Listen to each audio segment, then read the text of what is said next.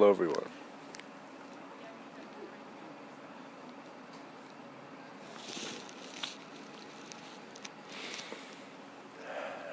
The title of today's episode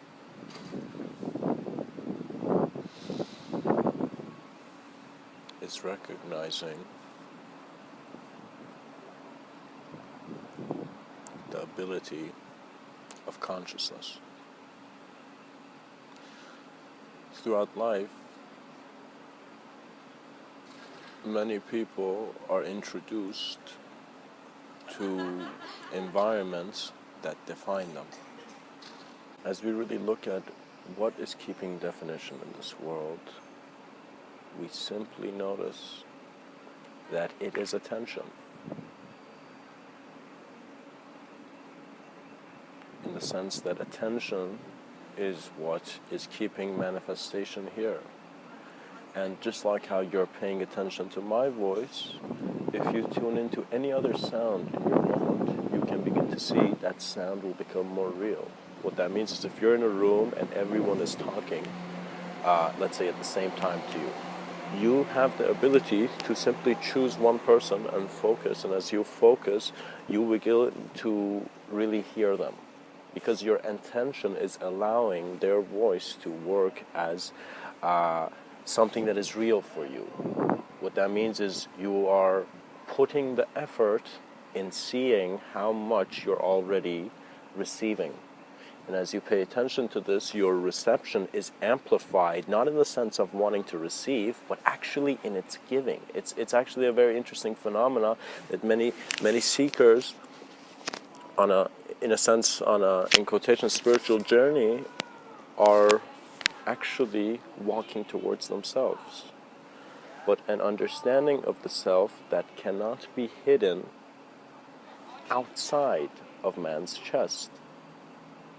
What that means is the heart of hearts is a cosmic beat.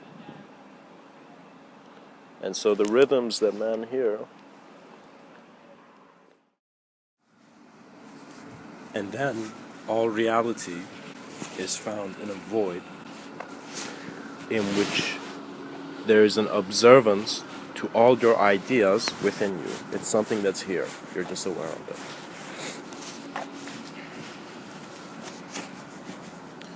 You see, when a human being talks about consciousness, that suggests many things. And so, just like how there are many ways that a human being can speak, there's also many ways that different human beings can hear. So when we really look at a human being speaking about consciousness, he's talking about the self-reflective aspect of his being that only in the stillness and silence of a sense of existential knowing will provide the experiential kind of certainty of what you are within your greater experience. So in a sense, recognizing the ability of consciousness is to recognize that when you look at human incapability, it is suggesting human ability. So we cannot go into one spectrum without having that, we can't go to one corner of the spectrum without having it suggest the other corner.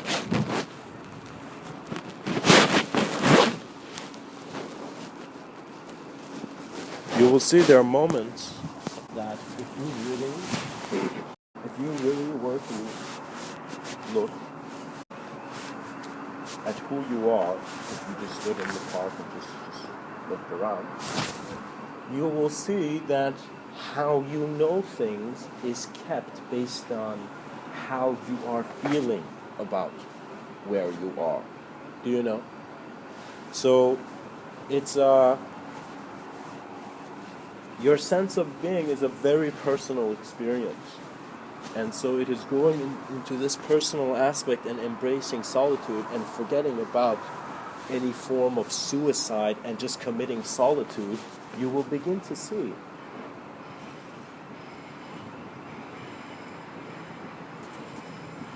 that reality is profound in a manner that when you observe it, you are the allowance of what happens to it. What that means is your next experience is a phenomena that is originating in your awareness, literally where you are right now. What that means is, in a sense, as one looks at ability, they are also trying to move beyond the sense of space and time limitation. And so as they observe that, the ability is found through a greater sense of intelligence already present in the mind of man. We are not disturbed, and it's not that the mirror is not polished. It's just that the totality of the understanding of human consciousness will equip the body with an ability of greater bodies of knowing. What that means is the next higher, in quotation, bodies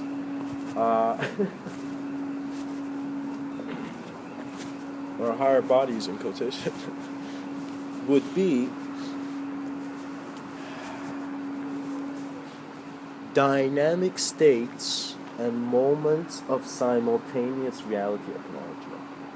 So what that means is one sense of your body is just your physicality, so you're a physical body and you can, go to the club and dance. Another aspect, which is a greater understanding of your body of being, in a sense, is to see your moment, your whole moment of being alive and being aware of things is another body of presence in which your body is a consideration of. As you observe this, you then recognize, as you sit down, let's say perhaps in a very deep self-contemplative manner in nature, you begin to see that it's as if the observance of being also has a presence beyond what the personality identifies as movement or as intelligence. What that means is, in the blind spots of man, cosmic intelligence was always present. And so a being who can learn the implications of being within an individually conscious template of reality is actually a gift to open many more gifts. Mankind, right now, literally how the humankind is, and based on his vision, Mr.Within finds it's the perfect time to begin having a self-exploration as consciousness of what multidimensionality could mean to you. We're here to create new states of thinking. And what that means is, when you look at thinkers and how they've developed and who the great thinkers of our time have been, these beings were not just beings who, let's say, just got a certain amount of knowledge, or information. They were beings that were in a state of being alive that they were seeing more possibility than impossibility. And it's very important for the omniscient traveler within the human experience to recognize that there is nothing to recognize as an idea.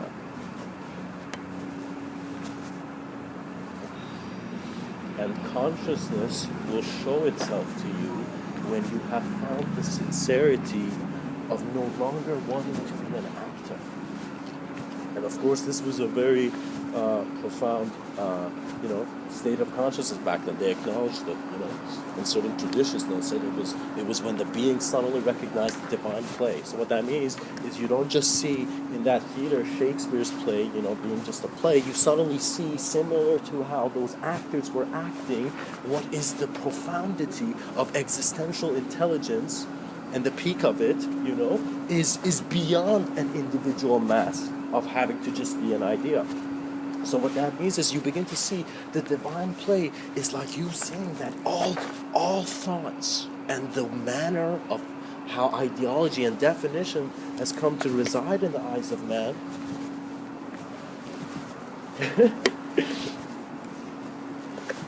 you laugh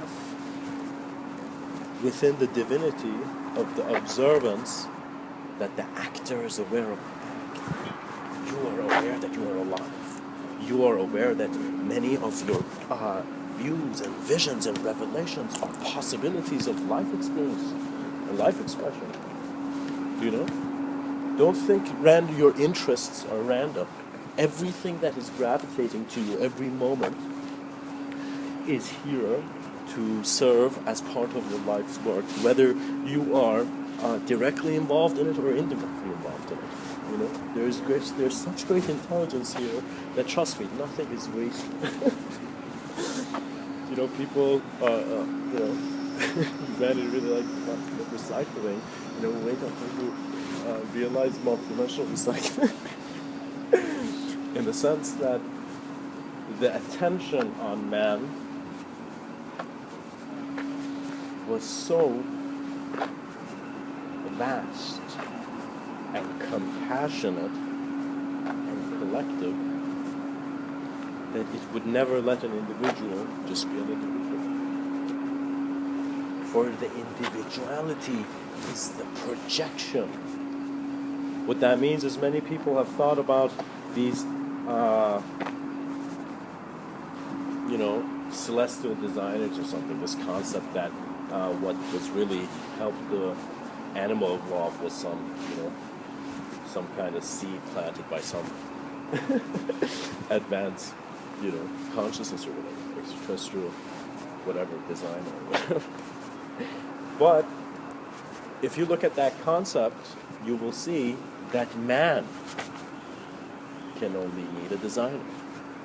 But when the design becomes aware of itself, it sees the presence of the designer. So when a being is in space and time, the absence of space and time will always be the introduction of the limitless. So what mankind can do, in a sense, and of course, this vision can be, of course, amplified by future thinkers, but how Mr. Within sees it is that many people are either choosing to just experience their life as, you know, the routine life they got to do and the jobs they're doing and whatever, you know. And there's some beings who, this is of course very rare, but some beings who take themselves to the peak of just no longer working in that manner, but working through a sense of existential awareness, where what that means is, think of the yogi or the mystic who could consciously leave its body, you know.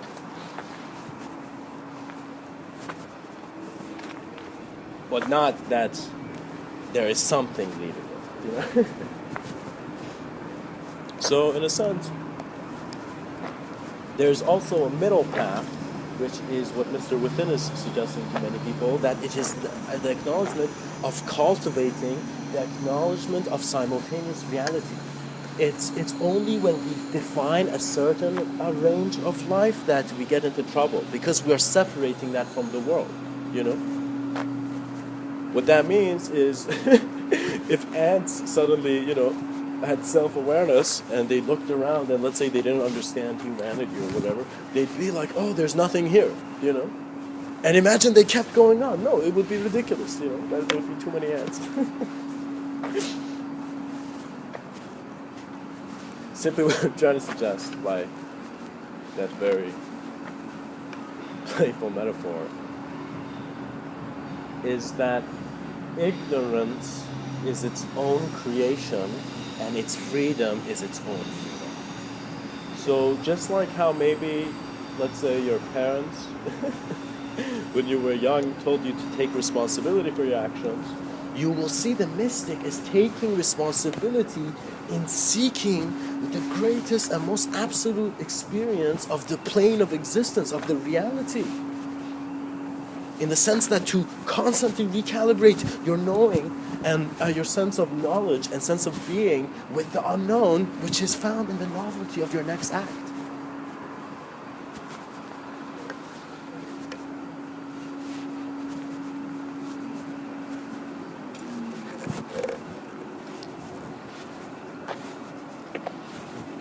For man will recognize the ability of consciousness the minute he has an ability to move beyond ideas. And perhaps the gift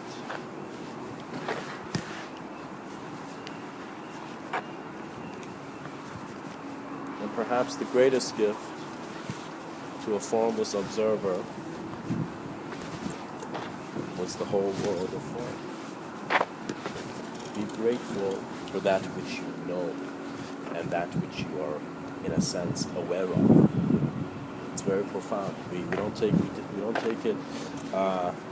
We take it a bit for granted, but if you immediately flip that around, you begin to see you can really enjoy just how your moment of being is, how your moment of existence is. And there's a subtlety there that you will feel. What that means is you will suddenly feel that, let's say suddenly if you get angry, because you're aware of how blissful your moment of being alive is, how awesome living is, you are not disturbed. So what that means is, when an angry situation comes, you don't want your moment to be disturbed. You become compassionate to all life forms. And so you become the guidance of the wind. However, the greatest ability that man has is to recognize consciousness. And as you do, you are, in a sense, at first,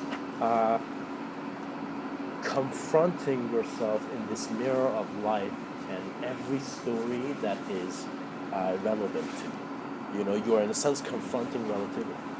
And as you are, you transcend it by not going into another ideology or belief, by simply coming to the full awareness of this moment where your breath is happening, where you're breathing. And as you breathe,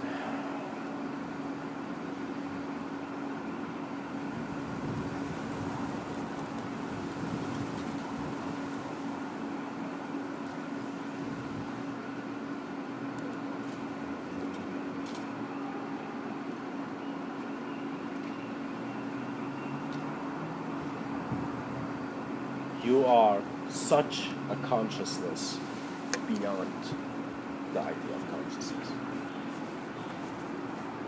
And so the mystics were known to be the lovers of the unknown.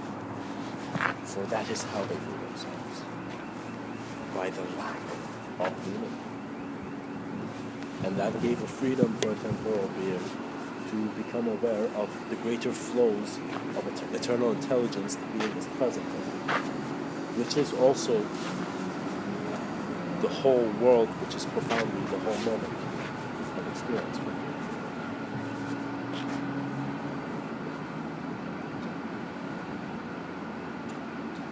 In the remembrance that is now,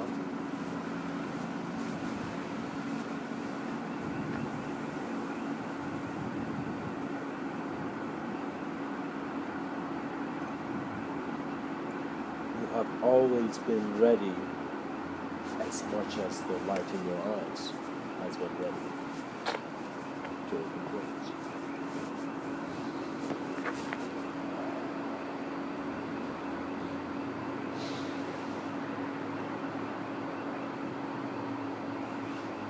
I would like to share some mantras right now before we go for this episode.